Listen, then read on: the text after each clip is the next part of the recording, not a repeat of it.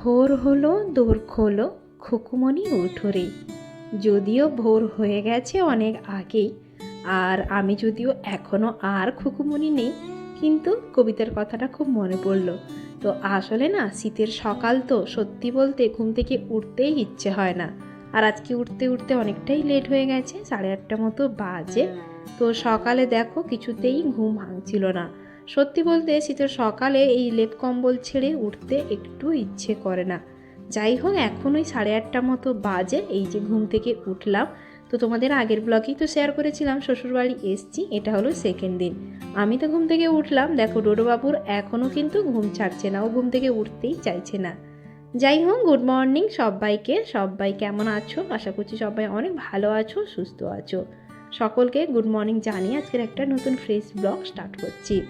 ঘুম থেকে উঠে এখন এই যে চলে এসেছি আমাদের এখানে বাগানে।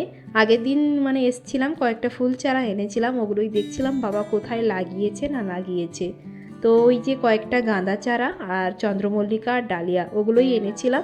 তো ওগুলোই ঘুরে ঘুরে দেখছিলাম আর ব্রাশ করছিলাম। সোনা কিন্তু মায়ের সঙ্গে গেছে, ওকে ফ্রেশ ট্রেশ করিয়ে দিয়েছি, মা ওকে নিয়ে গেছে, খিচুড়ি আনতে যায় প্রত্যেক দিন, ওখানেই ওকে মা নিয়ে গেছে। আর এখন আমি এই যে ব্রাশ করছিলাম আর দেখছিলাম কোথায় কি চারা লাগিয়েছে না লাগিয়েছে, কোন ফুল গাছ হয়েছে, ওই সবই এখন ঘুরে ঘুরে দেখছিলাম। যাই হোক, আজকের ব্লগটা একদম সকাল থেকে স্টার্ট করছি, তোমরা পুরো ব্লগটা কন্টিনিউ দেখতে থাকো, আশা করছি তোমাদের অনেক অনেক ভালো লাগবে। এই যে দেখো না, সকাল এখন 9টা বাজে, আমি আর ঠাকুমা মিলে এখন বসছি, চা খাচ্ছি। উঠেছি যদিও অনেকক্ষণ, তো চা খাওয়া হয়নি। সোনা গেছে ঠাম্মির সাথে ঘুরতে, ঘুমিয়েছিল, তোকে তুললাম, ফ্রেশ ট্রেশ করিয়ে মা ওকে ঘুরতে নিয়ে গেছে। আর এদিকে ঠাকুমার সকালের জল খাওয়া হয়েছে, মুড়ি খাওয়া হয়েছে, এখন আমাকে দেখতে পেয়েছে, তাই চা বানিয়ে দিতে বলবো, তাই আমিও একটু নিয়ে বসে গেছি, একদম আদা দিয়ে গরম গরম চা। ঠান্ডা ঠান্ডা ওয়েদারে সকালের চাটা একটু খেতে ভালোই লাগে, তাই না? আর গলার অবস্থা খুবই খারাপ, ঠান্ডা লেগেছে, তো তাই একটু আদা দিয়ে চা বানিয়েছি। তো চলো এখন ঠান্ডা ঠান্ডা ওয়েদারে চা এনজয় করি। ওদিকে ডোডো সোনার তো এক রাউন্ড ঘোরা হয়ে গেছে, ও ঠাম্মির সঙ্গে এখন এই যে চলে এসছে। আর কি জানো তো, ওর তো শরীরটাও ভালো নেই, জ্বরও হয়েছিল, তার উপরে সর্দি কাশি হয়ে বেচারা খুবই ভুগছে। তার উপরে অনেকটা দিন পরে এলো তো, নতুন মুখগুলো দেখে আগের দিন তো কারুর কাছেই যেতে চাইছিল না, ভীষণ কান্নাকাটি করছিল। আজকে সকাল থেকে তবু ওই মা একটু ঘুরতে নিয়ে যাবে বলতে অনেক কষ্টেও গেছিল। যাই হোক, ঘোরাঘুরি করে চলে এসছে, এখন ওকে খাওয়াবো। সকাল থেকে কিছু না খেয়েই চলে গেছিলো। আর ওদিকে দেখো, এখন ওই যে 10টা মতো বাজতে যায়, বাবা স্কুলে যাবে, তার জন্য খাওয়া দাওয়া করে রেডি হয়ে বেরিয়ে পড়েছে। ওদিকে দেখো বেচারা অনেকক্ষণ তাকিয়েছিল, হয়তো ভাবছে ওকে নিয়ে যাবে তার জন্য। এই যে সকালের ব্রেকফাস্ট, ডিম ভাজা দিয়ে মুড়ি। আর সোনার এই যে ডিম আলু এখনও পড়ে আছে, এই বরযাত্রা এখনও খায়নি, ঠাকুমার খাওয়া হয়ে গেছে। আর ডোডো কি বাজাচ্ছ? এত বড় লাঠি দিয়ে ঢোল বাজাচ্ছ? দাদা কোথায়? ওটা ভীম দাদা। কি না দাদা? তুমি খাবে না? একই নাও, মুড়ি নাও, নাও। খেয়েছ? তুই এত বড় লাঠি দিয়ে ঢোল বাজাবি? দাদা ফেটে যাবে তো। ঠাকুমার খাওয়া দাওয়া কমপ্লিট। মাসিরাম্মা কই রে? এটা তুই ছড়িয়ে নিয়েছিস কি? মারবি নাকি? হ্যাঁ কি? এদিকে আমার আর সোনার খাওয়া দাওয়া তো কমপ্লিট হয়ে গেছে। তো তারপরে এদিকে আমি চলে এসেছি কিন্তু রুমে, অনেক কাজকর্ম পড়ে রয়েছে। আসলে বেশ অনেকটা দিন তো ছিলাম না, ঘরদোর কিন্তু ভীষণ অপরিষ্কার হয়ে রয়েছে। আর আমার কিন্তু এই অপরিষ্কার জিনিসপত্র একটুও দেখতে ভালো লাগে না, যতক্ষণ না আমি নিজের মতো করে পরিষ্কার করতে পারছি, সত্যি বলতে মন থেকে শান্তি পাওয়া যায় না। তো এই যে দেখো, এখন জোর কদমে লেগে পড়েছি কাজ করতে, রুমটা একটু ঝেড়ে ঝাঁটিয়ে নিয়েছি, এখন এই যে পুছে নিচ্ছি। আসলে আগের দিন তো বিকেলবেলা এসেছিলাম, সেভাবে কোনো কিছুই করিনি, তো এখন সকাল থেকে লেগেছি তাই পরিষ্কার করতে। আর ওই যে কুলারটা, এখন তো ঠান্ডাও পড়ে গেছে, কুলারটার আর প্রয়োজন নেই, তাই কুলারটাকে ঠেলে পেছনের দিকে এক সাইডে রেখে দিলাম। সামনের প্লেসটাও খালি হয়ে গেছে, জানলাটাও ভালো করে খুলে একটু মুছে নিলাম। তো এদিকে আমি ঘরদোরগুলো পরিষ্কার করছিলাম, ওদিকে কিন্তু সোনা বাইরেই ছিল, মা ওকে নিয়ে ওদিকে ঘুরছিল। যাই হোক চলো চটপট করে এগুলো পরিষ্কার করে নেব, তারপরে বাইরের পাশেও যাব। প্রচণ্ড চারপাশ অপরিষ্কার হয়ে রয়েছে, আর আমার শাশুড়ি মা কিন্তু সেভাবে সব কিছু পরিষ্কার রাখে না। চারপাশ এমন অপরিষ্কার হয়ে রয়েছে, সত্যি বলতে দেখতে খুবই খারাপ লাগে। আর আমি তো মানে যতক্ষণ না পরিষ্কার করতে পারছি, বললাম মন থেকে শান্তি পাই না। আর কি বলো তো, সব কিছুই পরিষ্কার করি কিন্তু সবটাই ভিডিওতে হয়তো দেখানো হয় না বা দেখানোর সুযোগ হয়ে ওঠে না। যাই হোক চলো, এদিকে আমার রুম তো একদম পরিষ্কার হয়ে নিয়েছে, এই যে একদম মানে ক্লিন করে নিয়েছি। তো বেডশিট ফেডশিট অনেক কিছুই কাচাকুচি করেছিলাম। তো চলো এখন এই যে ফ্যানটা একটু চালিয়ে নেব, কারণ একটু পরেই সোনা এসে ঘরের ভিতরে ঢুকে যাবে, রুমটা ভেজা থাকবে, তার জন্য এই যে ফ্যানটা চালিয়ে নিলাম। আর আমার ফ্যানটার অবস্থাও খুব খারাপ, কদিন পর তোমাদের দাদাভাই এলেই ফ্যানটা ওকে দিয়েই পরিষ্কার করাবো। বাবুর তো স্নান হয়ে গেছে, 12টা বেজে গেছে, আমার স্নান এখনও হয়নি। আর এদিকে একজন স্নান করে সেজে গুজে একদম রেডি, তাই তো? হ্যাঁ, ডোডো স্নান করেছে, কালকে ওকে স্নান করায়নি, তাই আজকে একটু করিয়ে দিলাম। মেঘলা হয়েছে তো বৃষ্টিও হতে পারে, তো কালকে আবার স্নান করতে পারবে কি পারবে না, ঠান্ডা। আর আজকে তো রোদই বেরোয়নি। বলে ঘুম পেয়েছে, বলে ঘুম পেয়েছে। তুই যে 9টা পর্যন্ত ঘুমিয়েছিস। হুম, চল তুই ওখানে খেলা করবি, চল আমি স্নান করে আসি, এসে খাওয়াবো তোকে। চল আমি চটপট করে স্নান করে আসি। হ্যাঁ চলো। তুমি কাজল নিয়ে কি করছো? পরবে? পরিয়ে দিয়েছি তোমার কত সুন্দর করে কাজল টিপ, তাই না? ডোডোকে পরিয়ে দিয়েছি। ও মা, হেঁটে যাবে, রাখো রাখো, গুছিয়ে দাও, গুছিয়ে দাও। সবাইকে টাটা করে দাও তো, টাটা। চলো।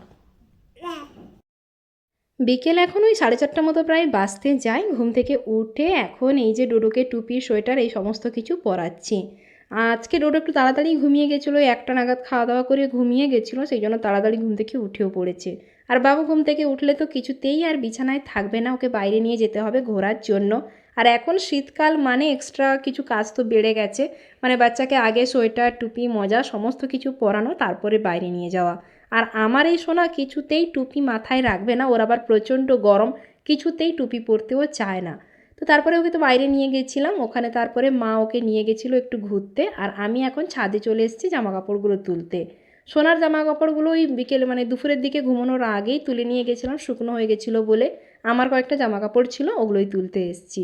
আর এখন দেখো ওই 4:30 মতো বাজে, দেখো কীরকম একটা অন্ধকার অন্ধকার ভাব চলে এসছে।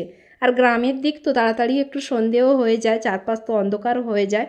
তো চলো এখন নিচে যাই, আর উপর থেকে চারপাশটা দেখছিলাম কি লাগিয়েছে না লাগিয়ে, চলো বাগানের দিকে নিয়ে যাই তোমাদের। তো ওদিকে সোনাকে তো নিয়ে গেছে মা যে রাস্তার দিকে, এদিকে চলো দেখাই আমার শ্বশুর বাড়ির এখানে বাগানে কি বাবা কি কি সবজি লাগিয়েছে।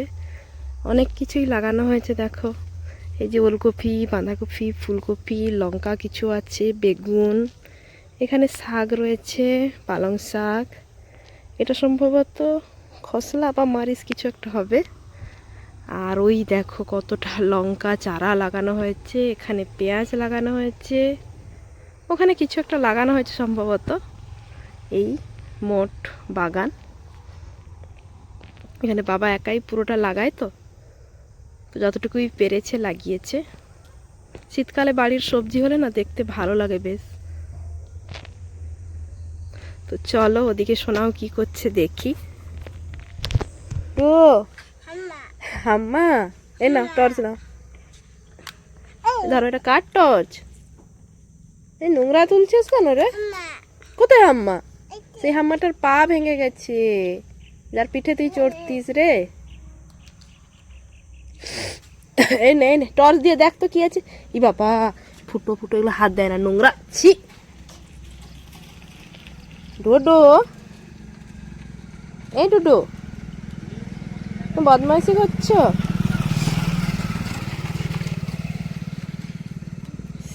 কি সব নোংরা টানতিছে।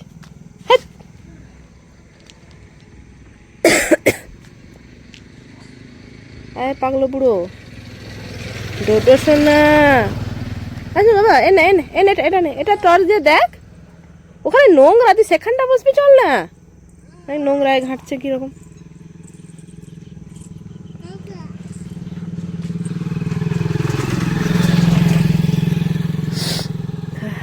ওই যে একটা দাদু আসতেছে দেখ, ওই যে একটা দাদু, শিবা কাকু চলে আসবে, টুপি নিয়ে যাবে, পালিয়ে আন। পালিয়ে এসো। দাদুকে শিবা কাকু কই গো, ডাকো তো, দুষ্টুমি করছে। বুঝছে দেখো।